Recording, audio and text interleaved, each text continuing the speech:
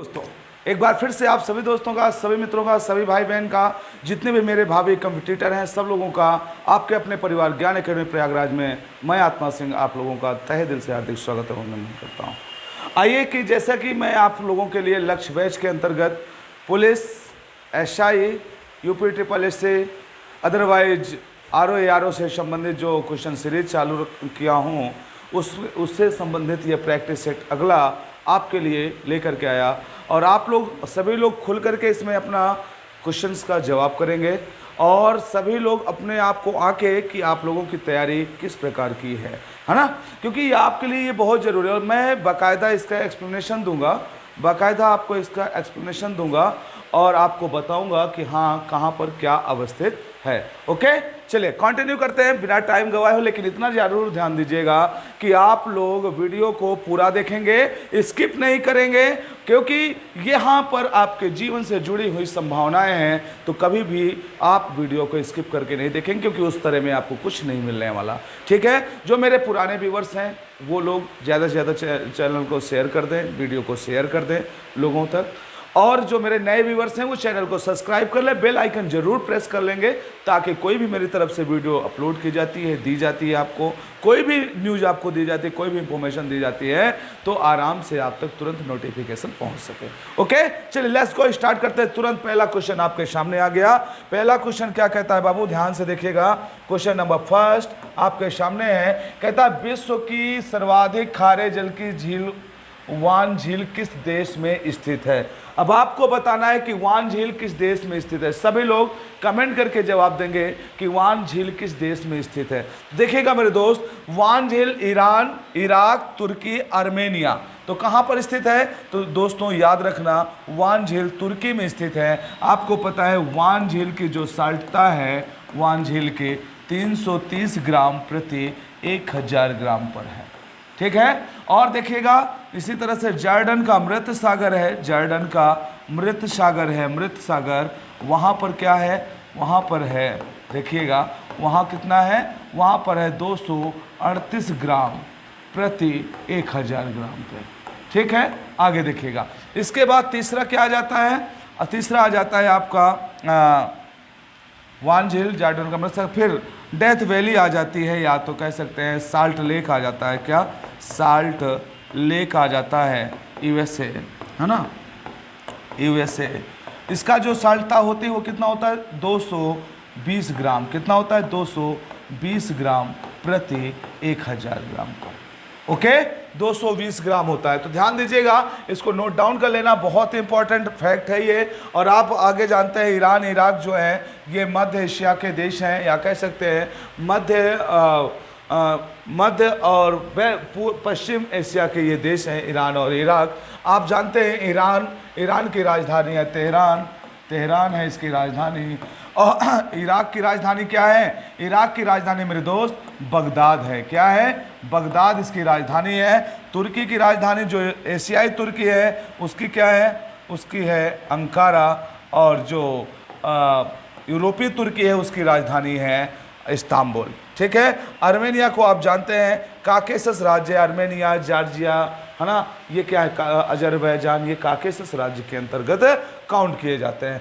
Okay, चलेंगे question number next की तरफ। चलिए, बहुत बढ़िया, क्वेश्चन नंबर अगला।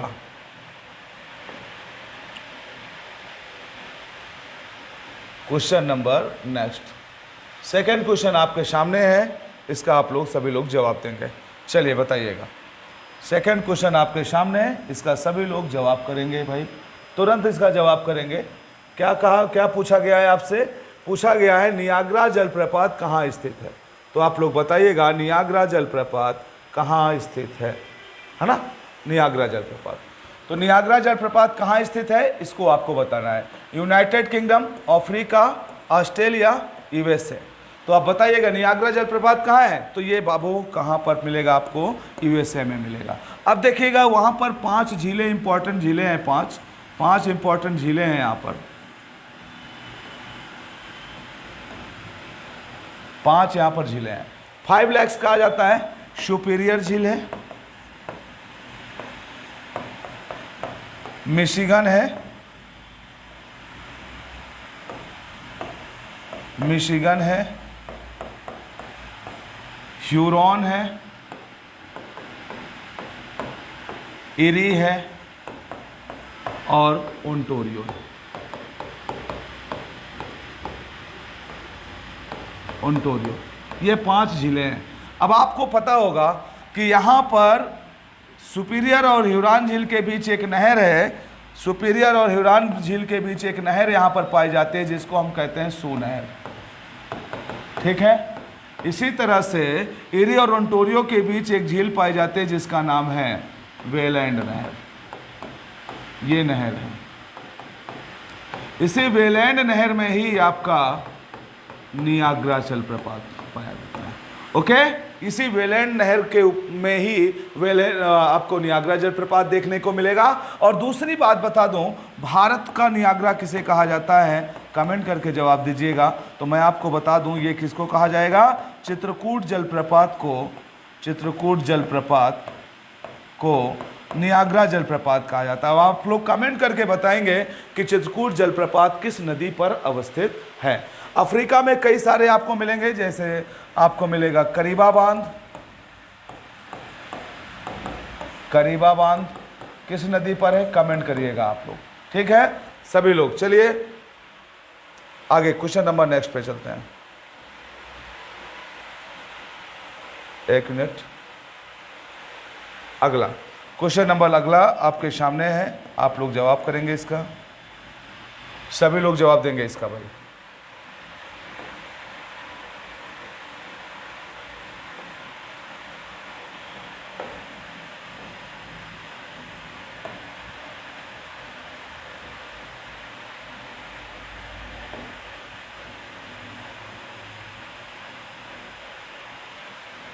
चलिएगा तो देखते हैं इसको। क्वेश्चन नंबर नेक्स्ट पे आ जाओ। क्या बोला गया कि स्वेज नहर के खुलते ही निम्नलिखित में से किसके बीच समुद्री यात्रा का मार्ग छोटा हो गया। तो आप बताइएगा किसके किसके बीच समुद्री मार्ग छोटा हो गया। लंदन न्यूयॉर्क, इससे कोई मतलब नहीं क्योंकि लंदन और न्यूयॉर्क दोनों उसके बाद पड़ते हैं। लंदन और पेरिस, ये भी नहीं होगा। लंदन और केप ऑफ गुड होप, ये भी नहीं होगा। बाबू याद रखिएगा, लंदन और चेन्नई के बीच का जो मार्ग है वो क्या हो गया, वो छोटा हो गया है, ठीक है। लंदन और चेन्नई के बीच का मार्ग क्या हो गया, छोटा हो गया। देखिएगा आप लोगों को एक मैप के माध्यम से मैं समझाने का प्रयास करता हूँ। ये यहाँ पर आपका भूमध्य सागर है, ठीक है।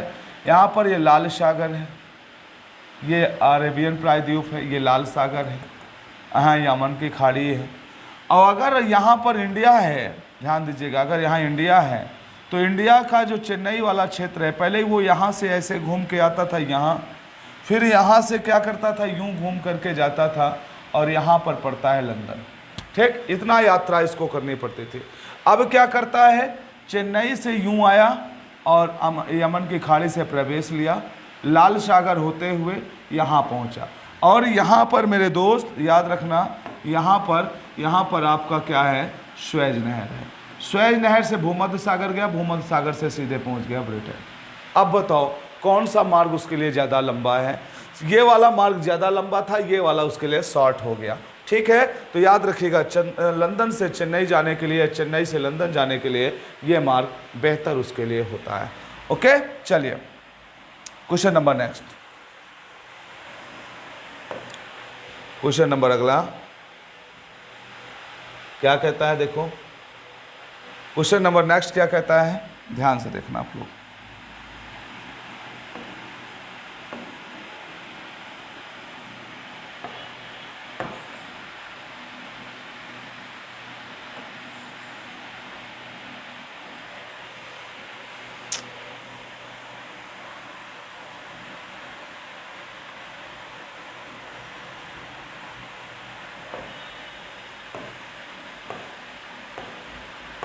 एक मिनट।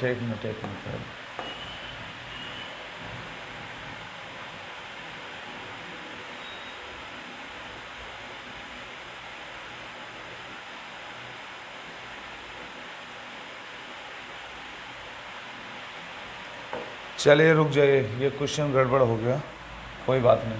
यहाँ पर देख लीजिएगा, क्वेश्चन नंबर नेक्स्ट देख लीजिए। यहाँ पर क्या दिया गया, यहाँ पर दिया गया आपको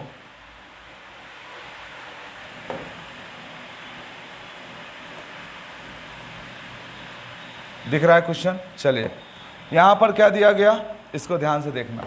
यहां पर दिया गया ऑस्ट्रेलिया महाद्वीप से होकर, ऑस्ट्रेलिया महाद्वीप से होकर कौन से अक्षांश रेखा गुजरती है। अब आप लोग बताइएगा ऑस्ट्रेलिया महाद्वीप से होकर कौन से अक्षांश रेखा गुजरती है।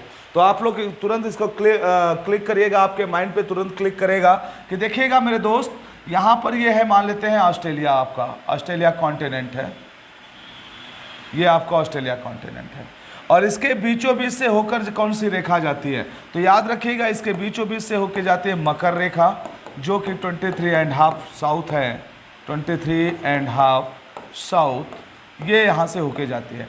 नॉर्थ जो होती है वो इंडिया से होके जाती है, तो यहाँ से क्या हो जाएगा, मकर रेखा is the right answer this question. Okay, आगे देखिएगा, आगे क्वेश्चन नंबर नेक्स्ट पे चलते हैं, क्वेश्चन नंबर अगले पे चलते हैं।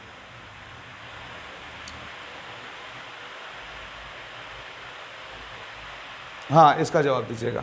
पूछा गया सन सिटी, क्या पूछा गया, सन सिटी को पूछा गया, तो आप लोग इसका जवाब देंगे, सभी लोग बताइएगा सन सिटी कहाँ अवस्थित है, कमेंट करके जवाब दें। सन सिटी कहाँ अवस्थित है, कमेंट करके जवाब दीजिएगा सब लोग।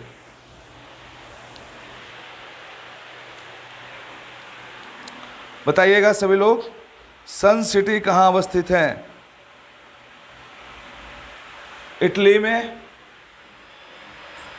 जापान में, मैक्सिको में, दक्षिण अफ्रीका में, कहाँ है सन सिटी। आपका जवाब आ जाना चाहिए भाई, तुरंत आ जाना चाहिए। सन सिटी कहाँ है, कमेंट करिएगा आप लोग।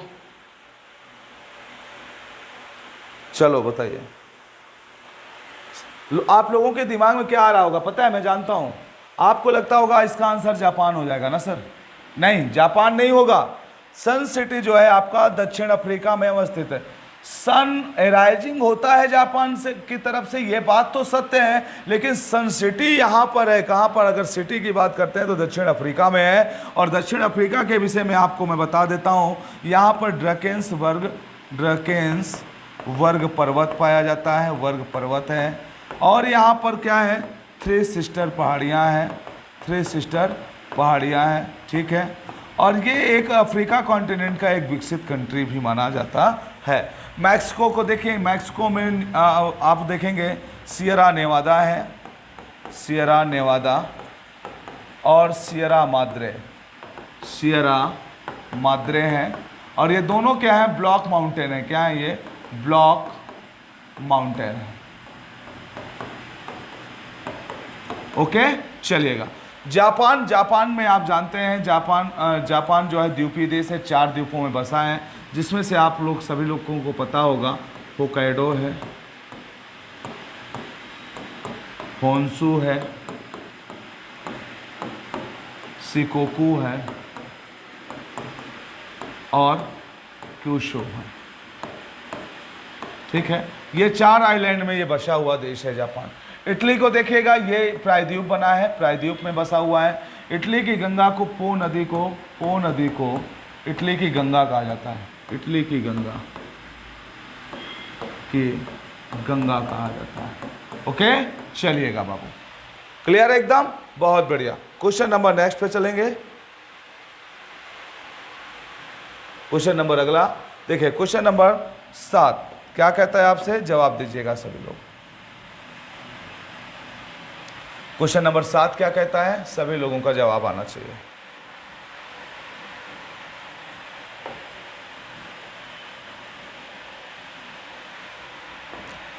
चलिए, यहां पर क्वेश्चन नंबर 7 क्या कहता है, जवाब दीजिएगा। क्वेश्चन नंबर 7 आ गया आपके सामने। क्या बोला गया इसमें, पूछा है लुजोन द्वीप अवस्थित है, सॉरी, लुजोन द्वीप कहाँ अवस्थित है, बताओ। इंडोनेशिया में है, फिलीपींस में, मलेशिया में या थाईलैंड में। सभी लोगों का जवाब आ जाना चाहिए अब तक, ठीक है, तुरंत जवाब आ जाना चाहिए। कहाँ है लुजोन द्वीप, तो लुजोन द्वीप मेरे दोस्त फिलीपींस में है। कहाँ पर पड़ेगा, फिलीपींस में आपको लुजोन द्वीप पड़ेगा। सर फिलीपींस कहाँ पड़ेगा, देखिएगा मेरे दोस्तों, जो चाइना का क्षेत्र है, चाइना का है ना, दक्षिणी चीन सागर का। यहाँ दक्षिणी चीन सागर है, दक्षिणी चीन सागर के साइड में यहाँ पर ये द्वीपीय देश है। कौन सा? यही आपका फिलीपींस द्वीप है। यहाँ पर फिलीपींस द्वीप के पूरब में फिलीपींस द्वीप के पूरब में आपको देखने को क्या मिल जाएगा?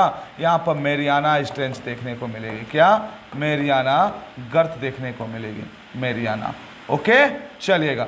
अब देखिए यहीं पर लूजोन द्वीप है। क्या है? लूजोन आइलैंड है। ठीक है, दक्षिणी चीन सागर है, दक्षिणी चीन सागर के पूरब साइड में ये पाया जाता है। ठीक है, इसी को लेकर के विवाद था, चाइना और इसके बीच दक्षिणी चीन सागर के अधिकार को लेकर के विवाद था, जिसमें हेग ने, द हेग जो इंटरनेशनल न्यायालय है, उसने डिसीजन फिलीपींस के पक्ष में दिया था। ठीक है, आगे देखिए इंडोनेशिया। इंडोनेशिया विश्व का सबसे बड़ा द्वीपों का समूह है। तकरीबन इसमें 13,500 द्वीप पाए जाते हैं। कितना पाए जाते हैं?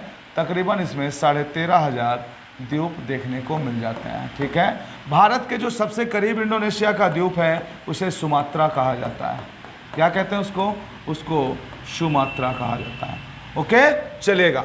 मलेशिया आप जानते हैं, मलेशिया को भी थाईलैंड जो है, थाईलैंड में आपने देखा होगा कि थाईलैंड श्याम की खाड़ी है, श्याम की खाड़ी। और जो श्याम की खाड़ी है बाबू, वो श्याम की खाड़ी अंडमान निकोबार द्वीप के साथ जुड़ी है, अंडमान सागर के साथ जुड़ी है। और अंडमान सागर के साथ जो जुड़ी है तो याद रखिएगा वो किस नहर से है? क्रा नहर से जुड़ी है। अंडमान सागर से जो जुड़ी है, किस नहर से जुड़ी है? क्रा नहर से जुड़ी है श्याम की खाड़ी। थाईलैंड जो है और सफ़ेद हाथियों के लिए भी जाना जाता है, सफ़ेद हाथियों के लिए जाना जाता है थाईलैंड। ठीक है, सफ़ेद हाथियों के लिए भी जाना जाता है, हाथियों के लिए थाईलैंड जाना जाता है। ओके, चलिएगा। क्वेश्चन नंबर नेक्स्ट पे चलते हैं। क्वेश्चन नंबर अगला,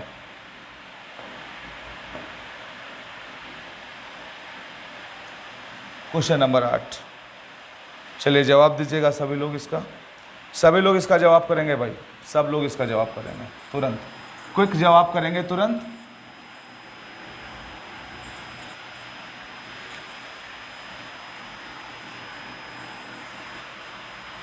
क्या कहता है? देखो क्वेश्चन क्या कहता है, ध्यान से देखो इधर। क्वेश्चन कहता है कि निम्नलिखित में से कौन सा विश्व का सबसे बड़ा मरुस्थल है। अब आपको बताना है इनमें से विश्व का सबसे बड़ा मरुस्थल कौन सा है, तो बताइएगा कौन सा होगा। तो थार मरुस्थल, सहारा मरुस्थल, कालाहारी मरुस्थल, अरेबियन मरुस्थल। बताओ। तो मेरे दोस्तों याद रखना, सबसे बड़ा जो विश्व का मरुस्थल है वो सहारा मरुस्थल है और इसका विस्तार अफ्रीका के लगभग 11 देशों में इसका विस्तार पाया जाता है। कितना? 11 देशों में इसका विस्तार पाया जाता है। थार मरुस्थल भारत और पाकिस्तान में पाया जाता है, भारत और पाकिस्तान में इसका विस्तार मिलेगा। ठीक है, थार मरुस्थल का पाकिस्तान में। ठीक है, और आगे देखें कालाहारी मरुस्थल, ये बोत्सवाना में मिलेगा, बोत्सवाना और दक्षिण अफ्रीका में मिलेगा। ठीक है, देखिए बोत्सवाना की जो प्रमुख एक जनजाति है कालाहारी मरुस्थल की, उसका नाम है बुशमैन। क्या नाम है? बुशमैन जनजाति नाम है। ओके, चलिएगा, ध्यान रखिएगा इस बात को। अरेबियन प्रायद्वीप, सऊदी अरब, यूएई इस क्षेत्र में पाया जाने वाला जो मरुस्थल है उसे अरेबियन मरुस्थल कहा जाता है। ओके, चलिए क्वेश्चन नंबर 9। क्वेश्चन नंबर 9 आपके सामने। सभी लोग इसका जवाब देंगे भाई, सभी मित्र इसका जवाब देंगे तुरंत।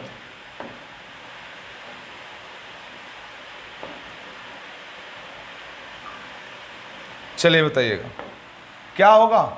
आटाकामा मरुस्थल किस दक्षिण अमेरिकी देश में है। अब आटाकामा मरुस्थल को पूछा गया आपसे, तो चिली है, पेरू है, ब्राज़ील है, कोलंबिया है। तो ध्यान दीजिएगा मेरे दोस्त, आटाकामा मरुस्थल आपको चिली में देखने को मिलेगा। कहाँ मिलेगा? चिली में देखने को मिलेगा आटाकामा मरुस्थल। ध्यान से देखना, गौर करना इन बातों पर, ठीक है ना। मैं बार बार बता रहा हूँ, दक्षिण अमेरिका में मिलेगा ये, चिली के क्षेत्र में मिलता है ये, है ना, चिली के एरिया में आपको देखने को मिलता है। ये देखिए, ये आपका एंडीज पर्वत है और यहाँ पर ये आपको देखने को मिलता है आटाकामा मरुस्थल। ठीक है, ये आटाकामा मरुस्थल है, आटाकामा मरुस्थल चिली में। यहाँ पर नाइट्रेट का भंडार पाया जाता है। आटाकामा मरुस्थल में नाइट्रेट का भंडार देखने को मिलता है। क्या? नाइट्रेट के भंडार देखने को मिलते हैं। ठीक है, पेरू में तो है नहीं, ब्राज़ील हो गया, कोलंबिया यहाँ पर भी नहीं। ठीक है, आगे बढ़ते हैं क्वेश्चन नंबर नेक्स्ट की तरफ। क्वेश्चन नंबर अगला क्या कहता है, देखो क्वेश्चन नंबर 10 पूछा गया आपसे कि बताओ चलो अटलांटिक महासागर का सबसे गहरा भाग कौन सा है। अटलांटिक महासागर का सबसे गहरा भाग कौन सा है। सभी लोग कमेंट करके जवाब देंगे भाई, तुरंत जवाब देंगे, क्विक जवाब आना चाहिए आप लोगों का। चलो बताओ अटलांटिक महासागर का सबसे गहरा भाग कौन सा है। तो देखिएगा मेरे दोस्त यहाँ पर, तो ये मैरियाना स्ट्रेंच कहाँ पाया जाता है। मैरियाना स्ट्रेंच कहाँ पाया जाता है, ये मैंने कहा ना फिलीपींस के पूरब साइड में पाया जाता है और इसकी गहराई कितना 11,033 मीटर कहीं कहीं में मिलता है और कहीं कहीं पे 11,022 मीटर मिलता है। याद रखिएगा दोनों पॉइंट को। और ये क्या है, ये प्रशांत महासागर की सबसे गहरी गर्त है। प्रशांत महासागर की सबसे गहरी गर्त है, सबसे गहरी गर्त है। ओके चलिएगा ध्यान देना इसको। और विश्व की भी सबसे गहरी गर्त है प्यूर्टोरिको जो है मेरे दोस्त, याद रखना ये अटलांटिक महासागर की सबसे गहरी गर्त हो जाती है। और इसके बाद हिंद महासागर में देखें तो हिंद महासागर में जावा ट्रेंच और सुंडा ट्रेंच आपको देखने को मिलेंगे। कहाँ पर, हिंद महासागर में। ओके चलिए ध्यान दीजिएगा। क्वेश्चन नंबर नेक्स्ट,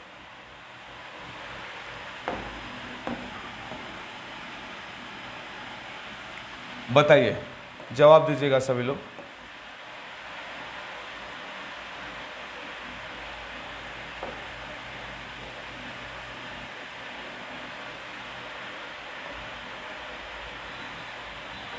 चलिए क्वेश्चन का जवाब आना चाहिए।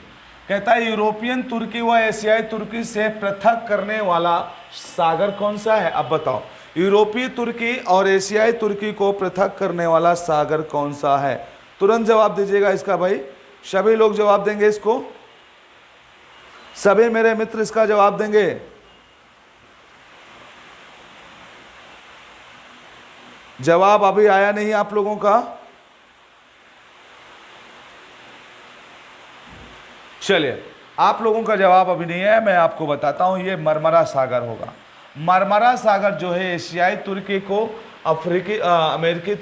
एशियाई तुर्की को यूरोपियन तुर्की से क्या करता है, अलग करता है। उसी के ऊपर जस्ट एशियन सागर पड़ेगा, वहीं पर काला सागर, बाल्टिक सागर तो नॉर्थ में पड़ता है। और बाल्टिक सागर को देखिए, बाल्टिक राज्य हैं कुछ, जैसे लिथुआनिया है, लिथुआनिया,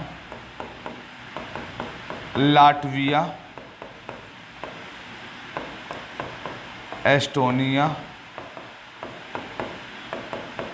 ये क्या है, बाल्टिक राज्य कहे जाते हैं। नोट कर लीजिएगा, इसे बाल्टिक राज्य कहा जाता है। ठीक है चलिएगा।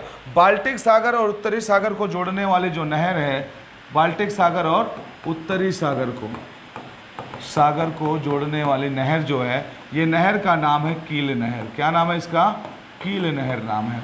ओके चलिए आगे बढ़ जाए, आगे बढ़ते हैं बाबू। ठीक है चलो question number next.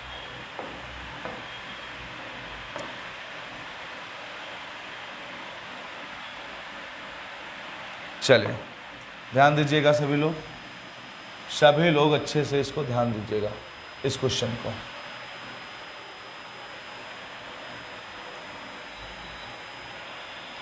Question number 12 आपके सामने है। क्या कहता है, जाफना प्रायद्वीप तथा श्रीलंका के मुख्य भूमि को जोड़ने वाला पास कौन सा है।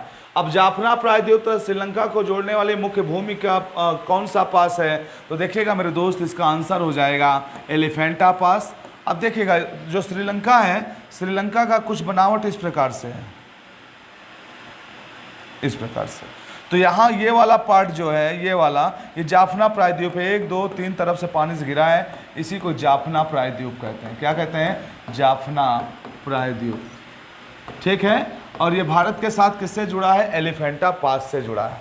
ये श्रीलंका है, ध्यान रखना, ये श्रीलंका है और ये यहाँ जाफना पास है। ठीक है। 10 डिग्री चैनल किसके किसके बीच है, तो आपको जानना चाहिए, उत्तरी अंडमान और निकोबार के बीच 10 डिग्री चैनल है। निकोबार के बीच, अंडमान और निकोबार के बीच 10 डिग्री चैनल है।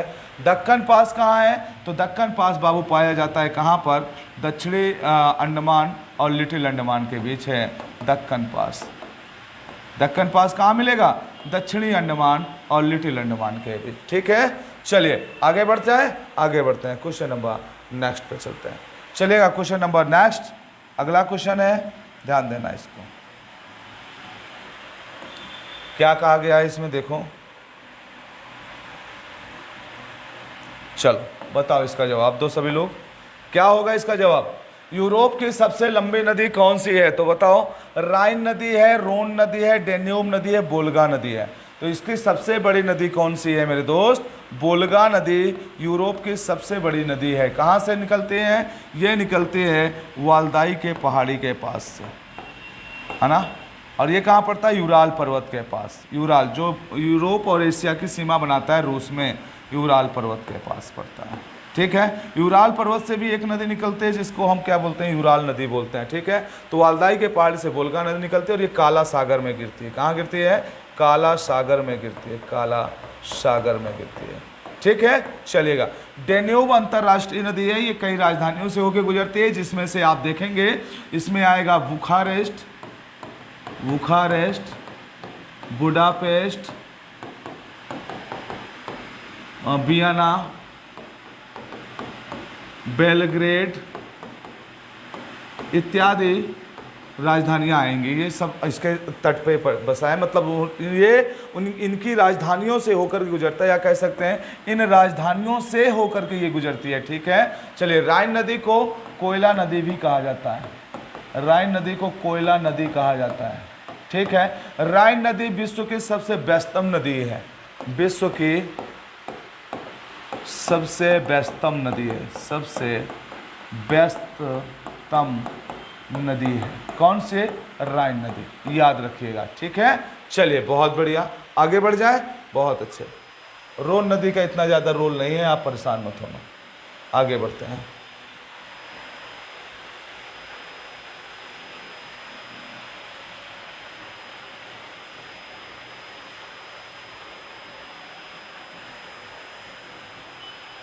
Question number next 14, question number 14 आपके सामने। किस नदी को चीन का शोक कहा जाता है? अब बताओ, चीन का शोक किस नदी को कहा जाता है? तो चीन का शोक ह्वांगो नदी को कहा जाता है। किसको? ह्वांगो नदी का। चीन की जो सबसे लंबी नदी है वो जानते हैं कौन सी है? यांगटी सिक्यांग चीन की सबसे लंबी नदी है, चीन की सबसे लंबी नदी है। कौन सी? यांगटी सिक्यांग। ठीक है, ह्वांगो नदी को पीली नदी भी कहा जाता है, पीली नदी। ठीक है, चलिए। लोयस के मैदान से होकर प्रवाहित होती है। आमोर नदी रसिया की सबसे बड़ी नदी है, रूस की सबसे बड़ी नदी है, सबसे बड़ी नदी है ना। और ये साल्विन नदी जो है ये अंतर्राष्ट्रीय नदी है जो म्यांमार, थाईलैंड, लाओस इत्यादि देशों से होकर के ये गुजरती है। ओके, चलिएगा क्वेश्चन नंबर नेक्स्ट पे आ जाता हूँ। यस, क्वेश्चन नंबर अगला, ध्यान देना क्या कहा गया इसमें, देखिएगा।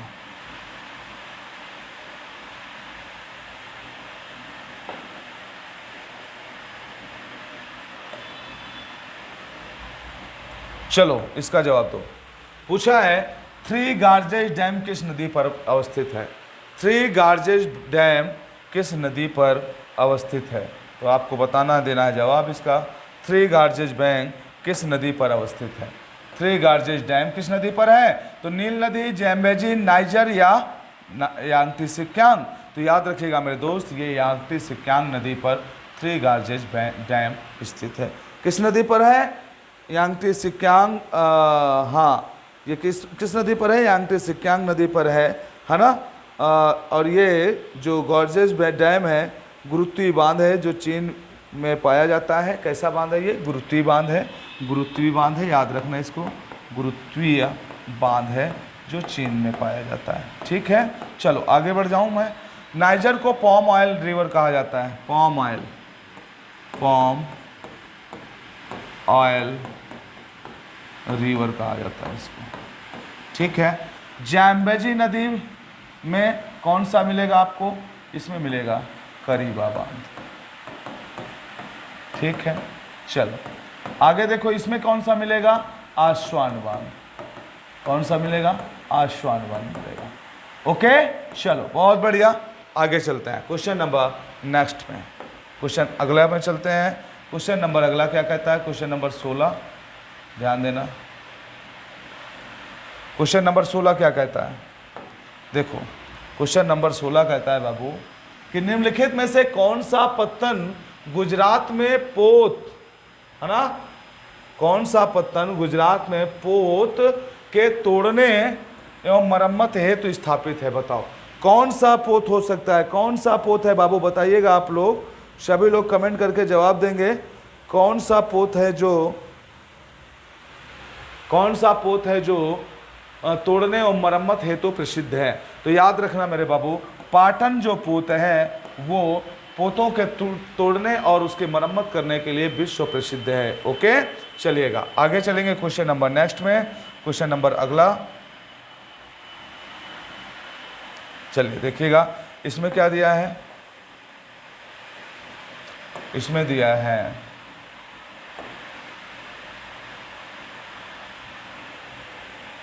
क्या दिया है इसमें, देखो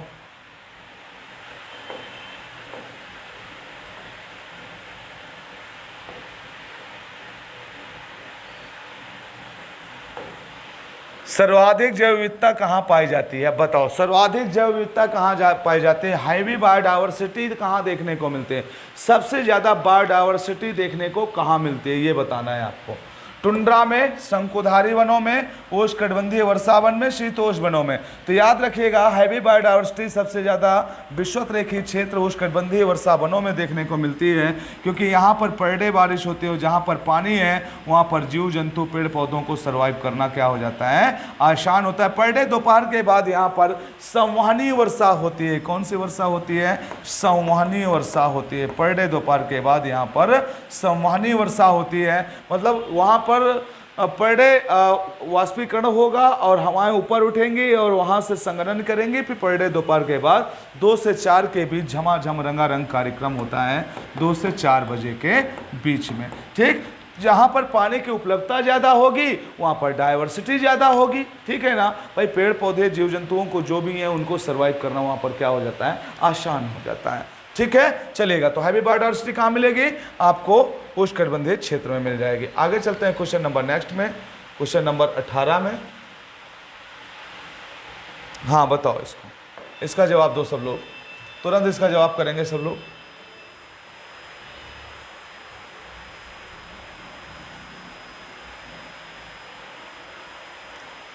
क्या पूछा गया? क्वेश्चन पूछा गया आपसे कि ऑस्ट्रेलिया के घास स्थल को दिया गया भौगोलिक नाम क्या है?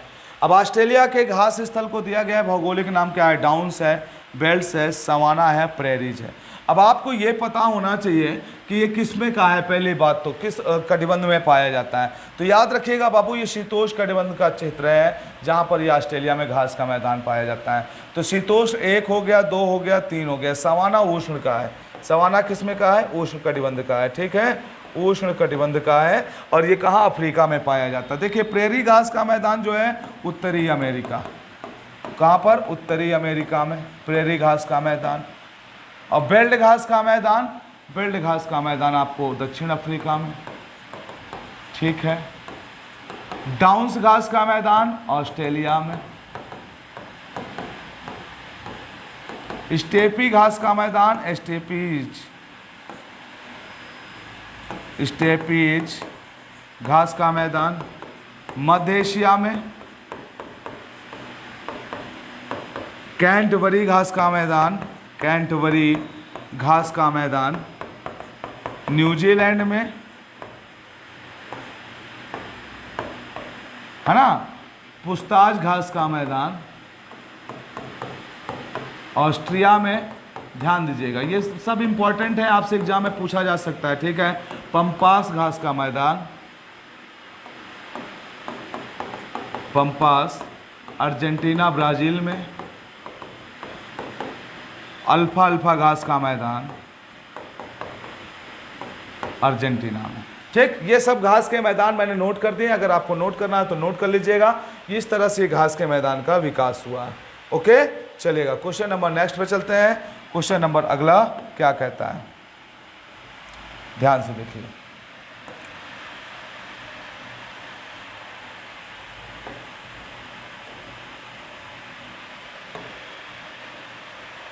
हाँ, इसका जवाब देना है आपको। दीजिएगा जवाब भाई, सभी लोग इसका जवाब करेंगे तुरंत, क्विक बताइएगा इसका क्या होगा। बोला प्राकृतिक प्रदेशों को प्रभावित करने वाला सबसे महत्वपूर्ण कारक कौन सा है? आप बताइएगा, प्राकृतिक प्रदेशों को प्रभावित करने वाला सबसे महत्वपूर्ण कारक क्या हो सकता है? सभी लोग कमेंट करके जवाब देंगे इसके, सभी लोग कमेंट करके जवाब दीजिएगा। तो प्राकृतिक प्रदेशों को प्रभावित करने वाला सबसे इंपॉर्टेंट जो कारक होता है वो क्लाइमेट होता है। क्या होता है? वहाँ की जलवायु होती है। वहाँ की जलवायु गर्म है, ठंड है, कि ठंडा गर्म है, कैसा है, एकदम ठंडा है, एकदम गर्म है, मतलब ये डिपेंड करता है कि वहाँ के लोग कैसे होंगे, वहाँ की वनस्पतियाँ कैसे होंगे, वहाँ के जीव जंतु कैसे होंगे, पेड़ पौधे कैसे होंगे, ये सब उस पर डिपेंड करता है। ओके, तो याद रखिएगा इसको, ठीक है। आगे चलिएगा क्वेश्चन नंबर नेक्स्ट में। और जलवायु के हिसाब से ही वहाँ की मिट्टी होगी, वहाँ पे वर्षा होगी, ये सब कुछ होगा, है ना। आगे देखो क्वेश्चन नंबर नेक्स्ट, कहता है दक्षिण पूर्वी एशिया के अधिकांश देश प्राकृतिक प्रदेश के अंतर्गत आते हैं। दक्षिण पूर्वी एशिया के अधिकांश देश किस प्राकृतिक प्रदेश के अंतर्गत आते हैं? अब देखो, सबसे पहले तो आपको जानना चाहिए क्षेत्र कौन कौन से हैं। इनमें आएगा थाईलैंड आ जाएगा, मलेशिया आ जाएगा, म्यांमार आ जाएगा, लाओस आ जाएगा, है ना। इसके बाद कंबोडिया आ जाएगा, वियतनाम आ जाएगा। ये सब क्षेत्र आपके कहाँ आ जाएंगे? ये इंडोनेशिया का क्षेत्र आ जाएगा। ये सब किस में आ जाएगा? दक्षिण पूर्वी एशिया के देश में आ जाएंगे। अब आपसे पूछा गया शीतोष्णकटिबंधीय तृण प्रदेश, मानसूनी प्रदेश, उष्ण मरुस्थलीय प्रदेश या सामान्य प्रदेश, किस प्रकार की वहाँ पर जलवायु पाई जाएगी या किस प्रकार के प्राकृतिक प्रदेश के अंतर्गत वो आएंगे? तो याद रखिएगा मेरे दोस्त, ये सब के सब किस में आते हैं? मानसूनी प्रदेश के अंतर्गत आते हैं, क्योंकि विषुवत रेखा से दूर है तो मानसूनी प्रदेश में थोड़ा सा पाए जाने की संभावना इनकी प्रबल हो जाती है।